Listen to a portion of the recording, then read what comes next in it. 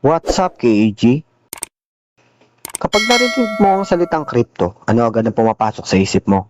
Trading, candlestick, buy, sell, leverage? Pero paano kung sabihin kung baka hindi mo kailangan maging trader para kumita? At baka iyon ang dahilan kung bakit mas maraming baguhan na nalulugi kaysa yumayaman. Pag-usapan natin. Let's go!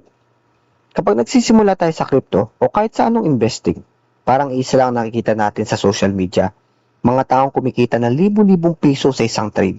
May screenshot na malaking profit, may sports car, may luxury lifestyle, at dahil doon, iniisip na maraming baguhan, kailangan ko rin maging trader. Pero, paano kung mali ang paniniwalang yun? Paano kung pinakamalaking pagkakamali ng beginner ay ang isipin na trading lang ang paraan para kumita? Bakit gustong-gusto ng tao ng trading? Natural lang. Exciting kasi. Parang video game. Pula, berde, tumataas, bumababa, may adrenaline. At social media, madalas puro panalo lang ang pinapakita.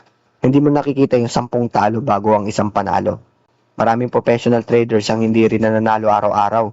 Ang target nila ay maging profitable sa mahabang panahon, hindi sa bawat trade. Pero kapag beginner ka, ang nakikita mo lang ay madali lang pala. At doon nagsisimula ang problema. Ang di sinasabi tungkol sa trading, real talk, hindi trading ang mahirap. Sarili mo ang mahirap kontrolin. Kapag bumagsak ang presyo, matatakot ka. Kapag tumaas, magiging greedy ka. Kapag natalo, gusto mo agad bumawi. At kapag bumawi ka agad, mas lalo kang natatalo. Hindi strategy ang unang kalaban, emosyon. Maraming trading ang alam ang tamang gagawin, pero hindi nila nagagawa dahil sa emosyon. Hindi ko sinasabing masama ang trading. May mga taong bagay talaga para dito. Kung willing ka mag-aral ng charts, risk, management, psychology, at kaya mong tanggapin ang losses, pwede kang maging trader. Pero para sa karamihan, lalo na kung may trabaho, may school, may pamilya, baka hindi ito ang pinakamagandang simula. Halimbawa, may dalawang tao. Si Mark, araw-araw nagtitrade, 3 oras sa chart. Laging kabado, laging nakabantay. Si Carlo naman, tuwing sweldo lang bumibili ng kaunting investment, tapos balik na ulit sa trabaho. Pagkalipas ng 5 taon, posibleng pareho silang kumita. At minsan, mas malaki pa ang kikitain ni Carlo. Bakit? Mas konti ang maling desisyon. Mas konti ang emotional mistakes. Mas simple ang strategy. Hindi ibig sabihin nito na laging mangyayari.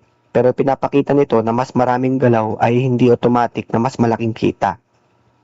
So ano ang alternative?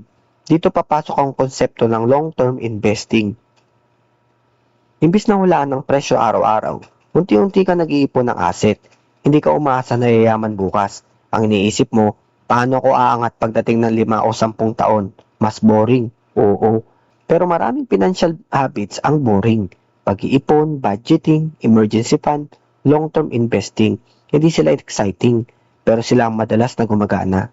Ganito ko rin tinitignan ang Bitcoin. Hindi bilang paraan para yumaman sa loob ng 1 linggo, kundi bilang asset na pwede mong ipunin paunti-unti gamit ng DCA o dollar cost averaging. Halimbawa, 100, 300 or 500 pesos kada linggo. Hindi mo kailangang hulaan kung kailan ang pinakamababang presyo. Ang focus mo ay consistency, hindi prediction. Hindi ito magic. Importante rin ito. Hindi guarantee ang crypto. Volatile pa rin ito. Pwede pa rin bumaba ang presyo. Kaya dapat pera lang na kaya mong i-risk ang kaya mong ilagay dito. At bago bumili, mag-aral muna. Huwag dahil sinabi lang ng influencer, kasama na ako doon. Mag-research ka pa rin. Sa huli, hindi ko sinasabing huwag kang maging trader. Ang punto ko lang, hindi mo kailangan maging trader para magkaroon ng pagkakataong kumita. Kung gusto mo ng trading, pag-aralan mo. Kung hindi, hindi ibig sabihin na wala ka ng pag-asa. Minsan, ang pinakamagandang strategy ay iyong kaya mong gawin ng paulit-ulit sa loob ng maraming taon. Hindi yun pinaka-exciting, kundi yun ang pinaka-consistent. At minsan, iyon ang pinakamahirap tanggapin. Game on!